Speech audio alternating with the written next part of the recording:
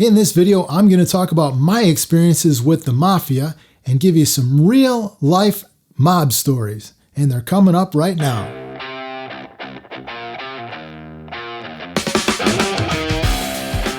One time I needed some money, not much, but it was like $1,500.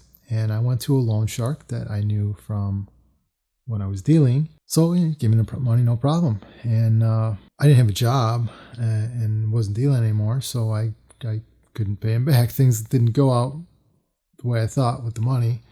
And so, I went to him and I said, hey, it was like a week went by or something. And I said, hey, I don't have the money, but I'm looking for a job. I mean, I don't have a job, so I can't, pay the money. And, but is there anything I can do for you? And, maybe I'll work off the money or something. And he said, well, there's a guy that owes me, it was like, I think $23,000. And if you go and collect that, then we'll call it even. You won't owe me the money. I'm like, yeah, okay, I'll give that a shot, So it was actually probably the easiest job I ever had in my life. I went there and I said, hey, I'm coming from so-and-so and he wants his money. And the guy says, oh, yeah, I was about to call. Don't worry, I got it right here. He gave me the money and I walked out. And that was probably the easiest job I ever had. So I went back to the loan shark and I said, hey, I got the money. And he's like, wow, that was quick. You did good. You want a job? And I'm like, yeah, I told you I need a job. That's why I couldn't pay the money in the first place. So, yeah, I'll take the job.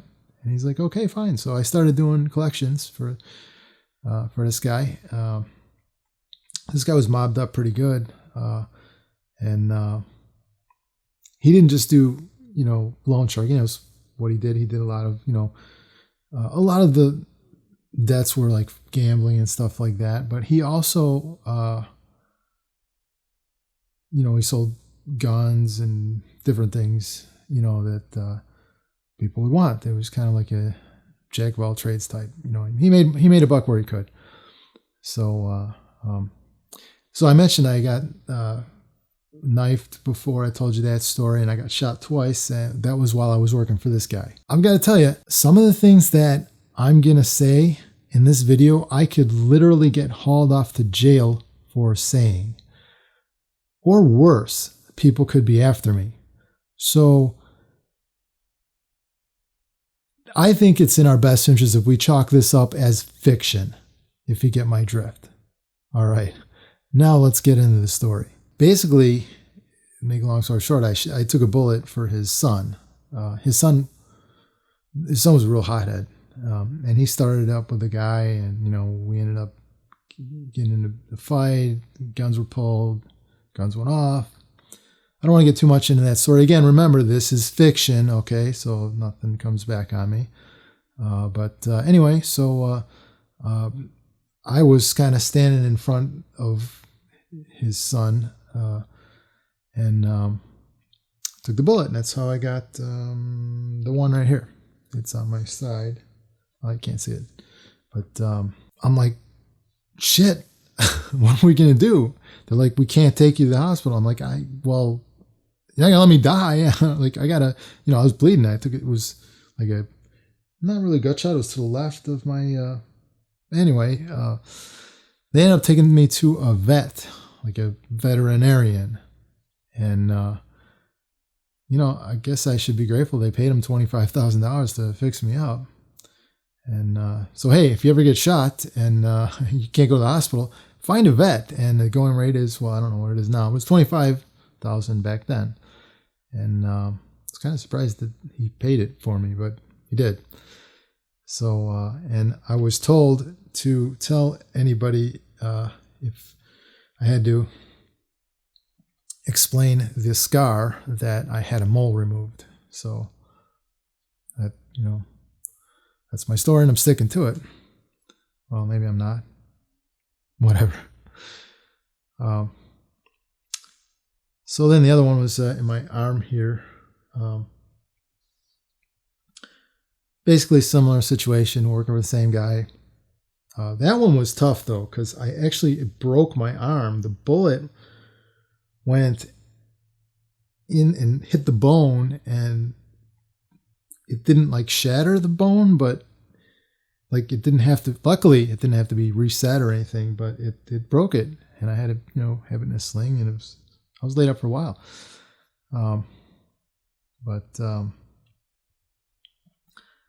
That I got a few stories I could tell working for that guy. So we're going to call him Frank, and his son is, Frank Jr. All right, guys, this next story is, it's a little hard for me to talk about. I've never really talked about it before. And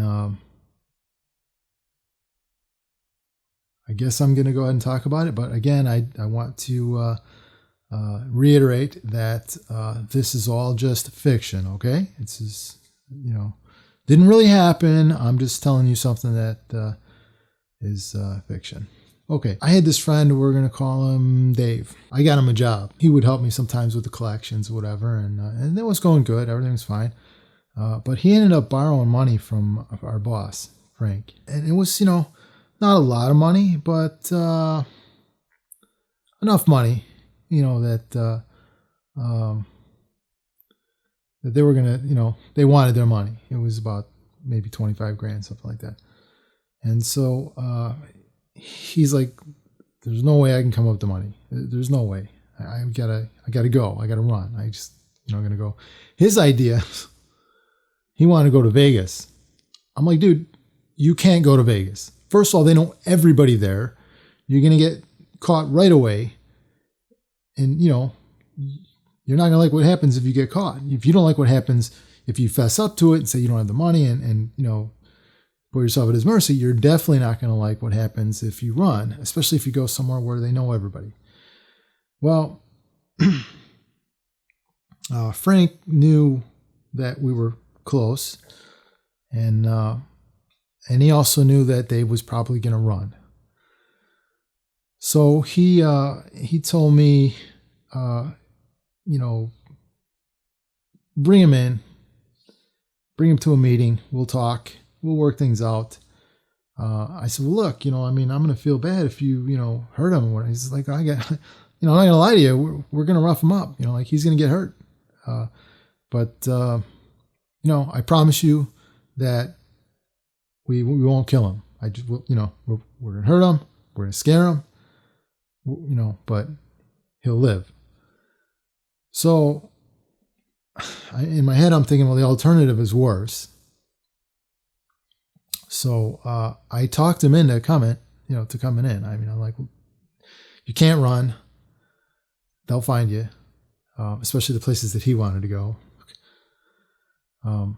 So basically, in Chicago, a lot of the mob guys would try to have legitimate businesses too, so that they could launder money and they could just they just have money that they can claim.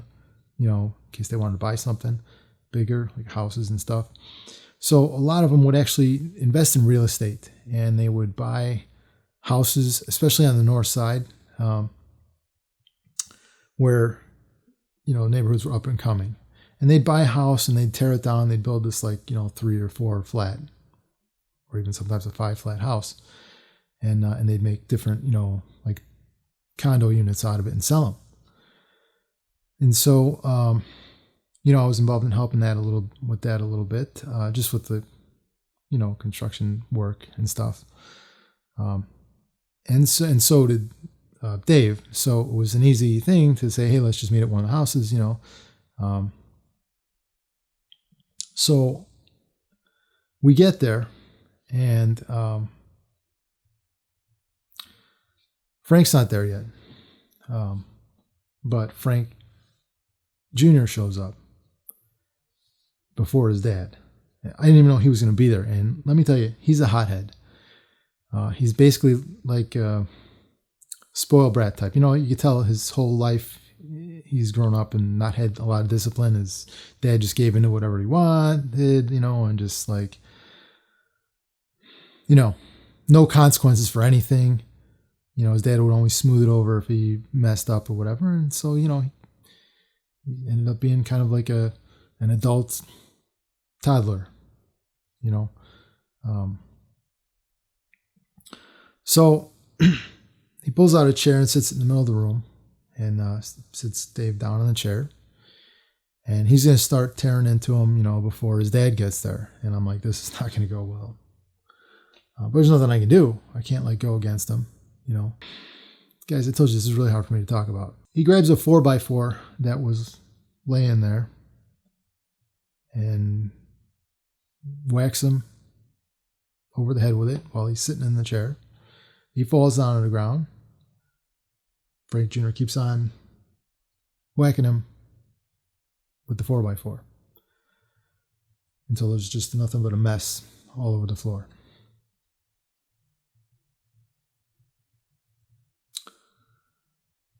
This is my friend.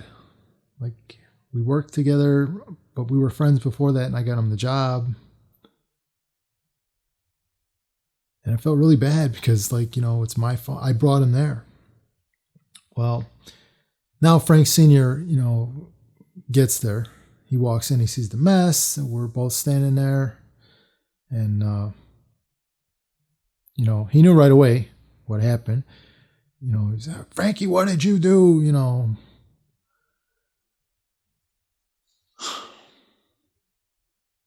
But as usual, all he did was just yell at him a little bit and no consequences. No consequences. So then it's, pick up this mess. Well, they took the remains and they're like, hey, this is a construction site.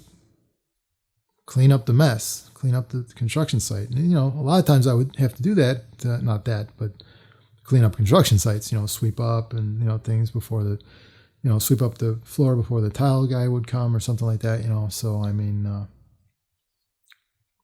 clean up the floor. Clean up the mess from my friend Dave. That was tough. That was a tough day in my life. So, needless to say, after that, I wanted out. I didn't want anything to do with this. I didn't want anything to do with that. I had kind of wanted out, for a while. But you just can't, I wanted out. Actually, after the first time I got shot, I wanted out. You just can't say I want out and walk away, They don't know if they can trust you. They don't know if you're going to, go rat them out. So that wasn't happening. I did talk to, Frank about it. And he's like, two things. He's like, first of all, I do trust you. I don't think that you're loyal to me. You've always been loyal to me. But you're good. You're a good worker, and I need you also. So, they kind of talked down to you a little condescending. He's like, hey, maybe just stick with it for a little bit longer. We'll see how things go. I kind of thought I was training my replacement with Dave so I could get out. Anyway, that happened. Now, my heart's not into it. I don't want to do this anymore. Now a job comes up and he wants me to do it. And basically it's, kind of an easy job. He wanted me to ride shotgun on a truckload of stuff. Basically, he bought a semi-truckload full of guns. They were machine guns. There was crates of, they call them Mac 10s. It's like a little, mini Uzi.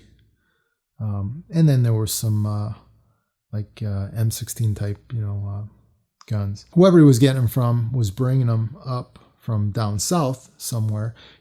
This stuff comes through Mexico, right? Mostly. That's how it gets into the United States, whether it comes from China or a lot of it comes from, a lot of the fully automatic weapons will come from the Middle East areas, Afghanistan, and places like that. Funny thing is, they come from the government. The United States government is the biggest arms dealer on the planet. So, the United States sells it to them, and then, either the terrorists end up with it, or it comes back here through Mexico, and the gangbangers get it. Anyway, his deal was to be delivered to St. Louis, and then we were supposed to meet him there and bring the truck the rest of the way. So he told me this a couple days before we were going to do it, and then I didn't want to, and I told him at the time I didn't want to, and he's like, "Well, I'll just do it as whatever, you don't care that I didn't want to do it." But the day that we were supposed to go or leave to go down there, which was like the day before we were going to pick up the truck, I was sick. Okay, I really wasn't that sick. I mean, I was a little sick. Maybe it was nerves. I don't know. But, I felt sick, and I kind of milked it a little bit and acted like I was a little more sick than I was because I didn't want to go. So he got somebody else to go, and they went. Now, as luck would have it, on the way back, they got busted. The state police, Illinois State Police, I think, one of the state polices, if it was, Missouri or Illinois, but one of the state troopers pulled them over, checked the back, truckload full of guns. So the 2 or 3 guys that were in the truck got busted. So it looked a little, fishy that all of a sudden I cop out on it and then it gets busted. So I had some splaining to do. There really wasn't anything to say. I told him, look, I didn't want to do it in the first place. I told you, and I got sick. And again, Frank knew me for a while at that point, and he knew I was loyal, and he kind of believed me. But his son, who was kind of a jerk and didn't like me anyway, even though I took a bullet for the guy, he was kind of like, hey, how do we know we could trust him? It was probably him, this and that, and he's kind of pushing for that. I was just basically like, look, I've been wanting to get out, that I don't want to do this. And I was legitimately sick.